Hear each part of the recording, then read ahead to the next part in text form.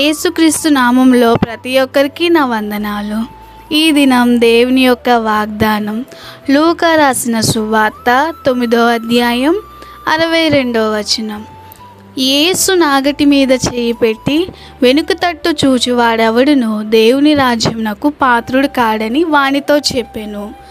ఈ వాక్యం మనం చూసినట్లయితే రక్షణ పొందుకుంటున్న మనము లేక దేవుని విశ్వసిస్తున్న మనము ఇంట్లో శోధనలు ఎక్కువయ్యాయని లేక ఇంట్లో శోధనలు ఇంకా తగ్గలేదు, ఇరుకుల్లో ఉన్నాము, అనేకమైన రోగాలు మమ్మల్ని చుట్టుముట్టుకున్నాయి, అనేక సమస్యల్లో మేము పడిపోయి ఉన్నాము, లేక ఇళ్లల్లో గొడవలు ఎక్కువ అవుతున్నాయని, ఇంకా ఈ దేవుడిని నమ్ముకున్నా ఇంకా ఏమీ జరగలేదు అద్భుతం అని మనం ఆలోచిస్తున్నామేమో.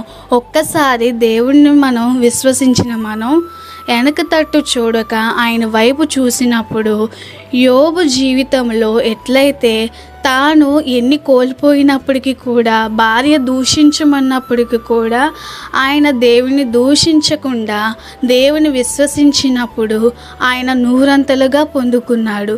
ఈ దినం మనము కూడా నాగటి మీద చెయ్యి వేసి వెనక తట్టు చూస్తే గనక ఆయన ఆశీర్వాదం